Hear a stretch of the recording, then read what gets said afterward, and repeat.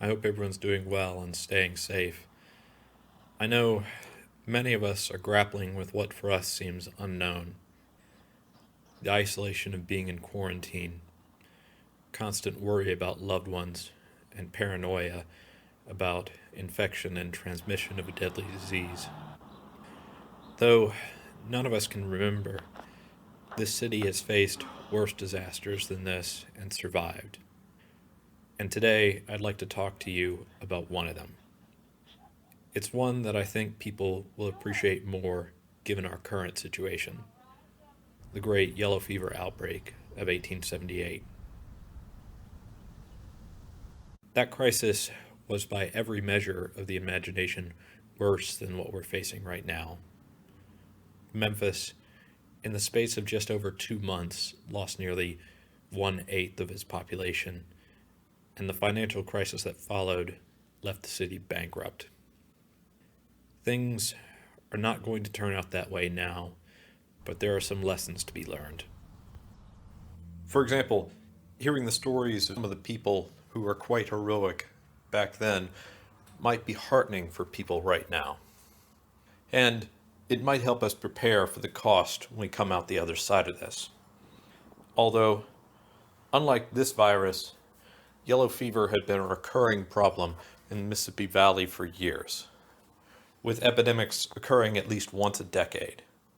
Further, the city, unlike today, was in much worse financial shape, with local government almost broke at the start of the outbreak. On the surface, the city seemed fine. During the Civil War, it hadn't suffered widespread devastation due to a siege like some southern cities, such as Atlanta, had. However, the government had made a couple of bad investments in infrastructure, taking out a lot of debt to finance a number of rail lines leading into the city. Further, issues with disease, such as cholera and smallpox, complicated an already difficult financial situation. For example, the problem was made worse by a loss of tax revenue in 1873 when news of an outbreak in New Orleans reaches Memphis. That outbreak, when it does eventually hit the city, kills about 2,000, mostly Irish working class immigrants who can't afford to flee. Needless to say, that when another epidemic does hit Memphis in 1878, the city is in no position to cope with it. Like the earlier epidemic, this one starts out in Louisiana and moves up the Mississippi River Valley. There is an attempt to quarantine against the spread, with inspection stations along the rail lines at both Germantown and Whitehaven, and on the river at President's Island. They also ban anyone from New Orleans or Vicksburg from entering Memphis. However, it's too little, too late, and unfortunately, the effort to stop the disease from entering Memphis fails. By mid-August, the first cases are being publicly reported in the newspapers. At first, people are relatively calm. The last epidemic, in 1873, though bad, was relatively isolated in one section of the city. It's only when it's clear that the fever is definitely beyond the original infected area that a full-blown panic emerges. In 3 days, 20,000 people, nearly half the city's population, leave. They use everything from wagons and stagecoaches to anything that can float on the river.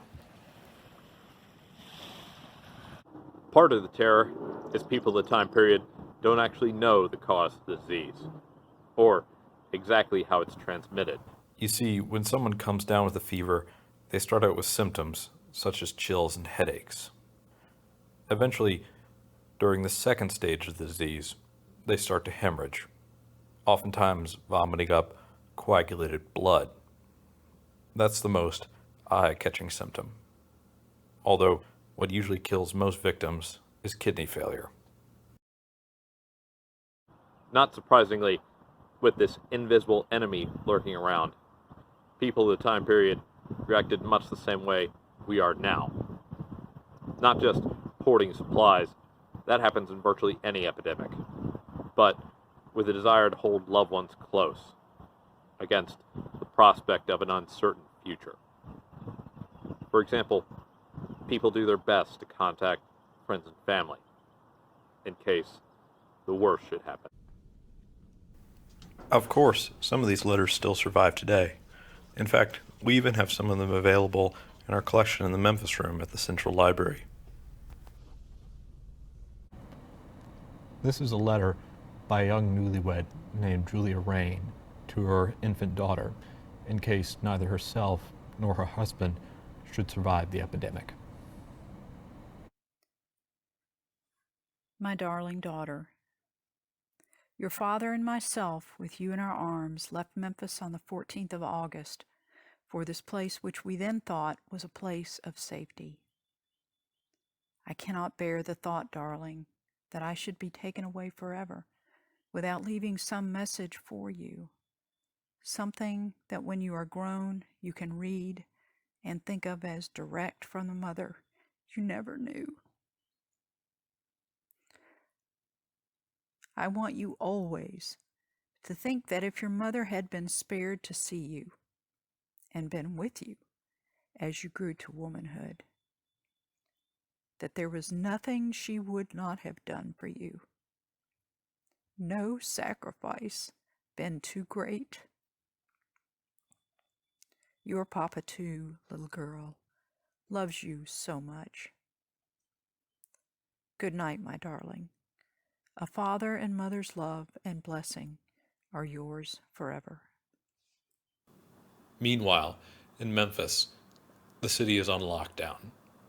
There's no one in or out with the exception of medical professionals, doctors and nurses hired by the Howard Association, an organization designed to deal with epidemics like this.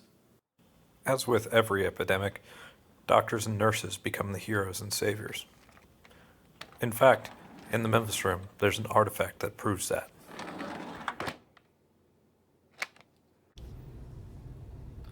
It's a small medal presented by the association to a nurse from Louisiana named Daisy Murdoch. It's for risking her life to come to Memphis to tend to the sick during the epidemic. The design almost evokes something that you would see given to someone for bravery on a battlefield. And that's intentional, because in a way, they thought they were fighting a war with dangers just as real as in combat. To give you an idea of the sort of risks they took to fight the fever, all you have to do is read the letters they wrote home to their families. For example, this is a letter by a Memphis doctor named William Armstrong to his wife Lula, who he'd made leave the city when the outbreak struck. One of the things that comes across constantly in letters like these is just how overwhelmed doctors and nurses like William Armstrong here were. August the 29th. I do not know what to think or do hardly. Nothing but distress and death on all sides, and everyone pulling at a poor doctor to come this way first. I reported, as you will see in my district, 127 sick. One doctor has been given me as a help, but none work like me. September 7th. Mrs. Vogel's mother died this morning, and she stayed all night in that house alone with a burning fever and no one to give her even a drink of water. Such cases of desertion are frequent and always result in death. Old Saul was left all night last night entirely alone and could get no one to hear his cries for help this morning. In relating to me his fearful loneliness, he cried. I could do nothing but sympathize. I could not stay. Unfortunately, Dr. Armstrong ended up becoming one of the casualties in the war against the disease ravaging the city. He died in Memphis on September 20th, near the height of the outbreak. But it's not just doctors putting their lives on the line to fight this outbreak. It's ordinary citizens too, such as Annie Cook, who, despite being the madam of a well-known brothel, turned her establishment into a temporary hospital to protect her community. Just as underpaid grocery store workers have become our heroes during the current crisis, it was those on the lowest rungs of the social ladder whose bravery became crucial to beating back the 1878 epidemic. With the rich fleeing the city, the working class, particularly the city's African American community, became the front line in the fight against the fever.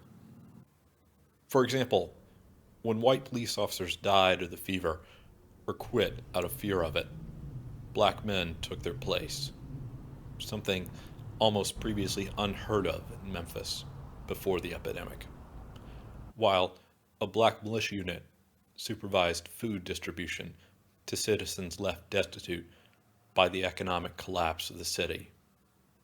Others served as gravediggers at Elmwood, then the city's main cemetery. I don't know how many of you have been to Elmwood before, but when you go there today, what immediately jumps out at you is the closeness of the graves. Sometimes only 2 or 3 feet separate one plot from another. It's this absolute mass of tombs, headstones, and granite monoliths.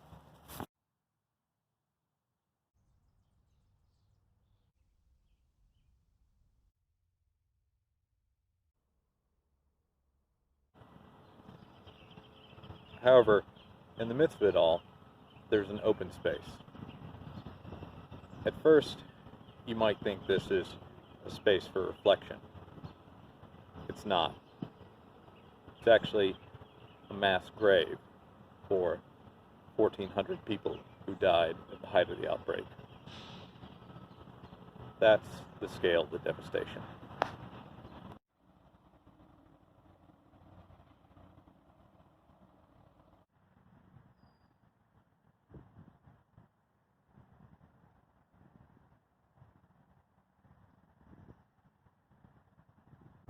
At its worst, nearly 200 people a day are dying, forcing city residents to dig these long trench graves to accommodate all the bodies. The saddest part is that I'm virtually certain a number of the people buried here died alone, without family members by their side.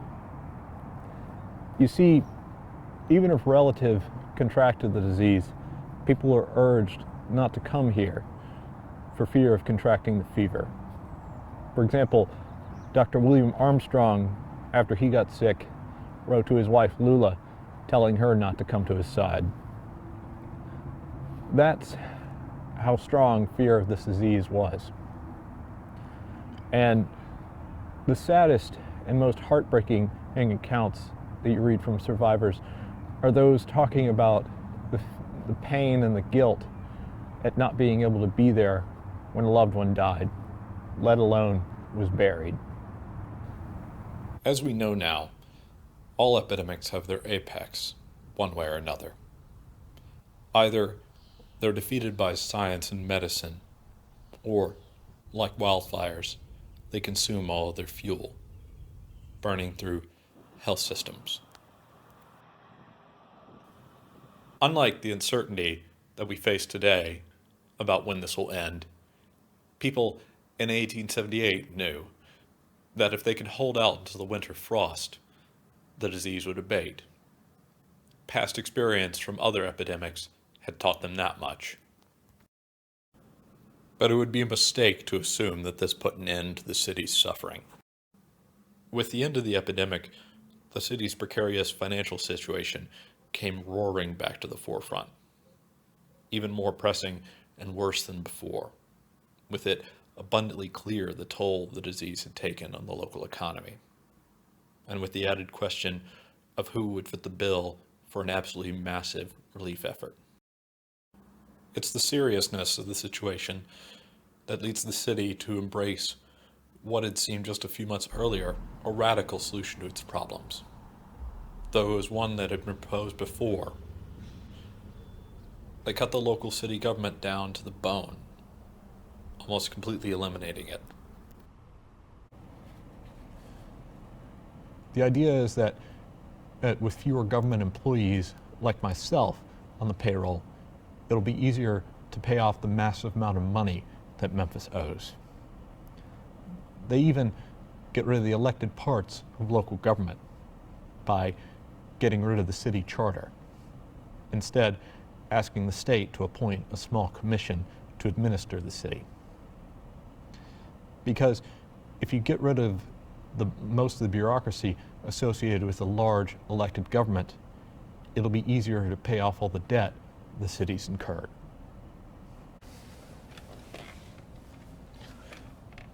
If you think this sounds crazy, I'd like to remind you that events like this and yellow fever unlock possibilities that seem like they would never happen.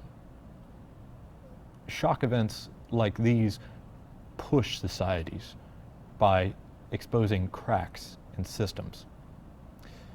And it's because of that they oftentimes result in calls to action.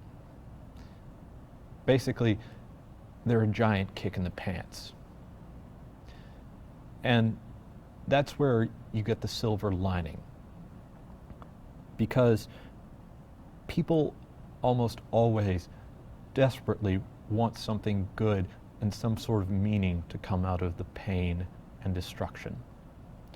And Memphis in 1878, just like today, was no different. For example, despite the city's financial difficulties, there were renewed calls for Memphis to install a public sewer system, something that had been pushed after the last epidemic, but it seemed less urgent then.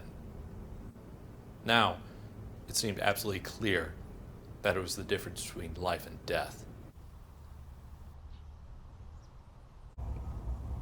Especially to survivors such as Reverend Sylvanus Landrum, who'd lost 2 of his sons to the epidemic. These are their graves here. And it's because of that deep personal loss that he seemed uniquely qualified to process the emotions of those who'd made it through the epidemic and to demand change because of it. For instance, in his first sermon back after burying his sons, he pushed for the city to have better sanitation, aiming his message at those who'd led Memphis through 2 disastrous epidemics in a decade, saying, quote, "It is wiser to pay taxes in money than in the lives of your citizens, or in the tears and the suffering of the widow and the orphan." Everybody in the pews who's speaking from personal experience. His message, shared by many others who'd lost loved ones to the epidemic, would prove impossible to ignore, despite the city's financial situation, and despite the numerous times in the past that the city had tried to improve sanitation, without success.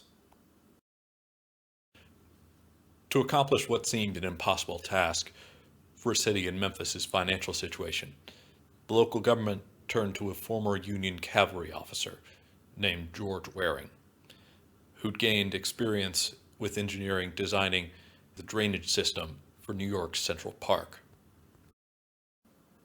Waring, for his part, came up with a novel solution to the problem. Having served in Memphis during the war, and intimately familiar with the city because of it, he quickly grasped the situation. Faced with a community desperate for a solution, but constrained by a tight budget, he treated the situation as an opportunity to innovate. Taking the results of a survey of the city's water supply and analyzing them in detail. The result was he proposed a sewer system tailor-made to the city's needs, but cheap enough to where it could afford to build it. Unfortunately, despite thinking they were fixing the problem, improving sanitation by itself could not prevent the possibility of yellow fever returning to Memphis, something people at the time could not have known. However, over the next 10 years, the new sewer system drastically reduced the overall mortality rate in Memphis, cutting the death rate for other diseases, such as cholera, which had plagued Memphis for years, by nearly half, and providing a solid foundation for the city to leave its epidemic-filled past behind it. Beyond improving public health, the new system had the beneficial effect of cleaning up the city's reputation, which had suffered severely because of the outbreak, with Waring's innovations being looked at and replicated by other cities, which had their own public health problems, as well as attracting the admiration of visitors, such as the writer Mark Twain, who praised the city when he visited Memphis in the 1880s. Even European cities, such as Paris, with arguably much bigger challenges and much bigger resources, wanted to learn from Memphis's experience. Because by now, it was clear to the world, Memphis had pulled back from the brink and was well on its way to thriving, and that the epidemic had had a transformative effect on the city.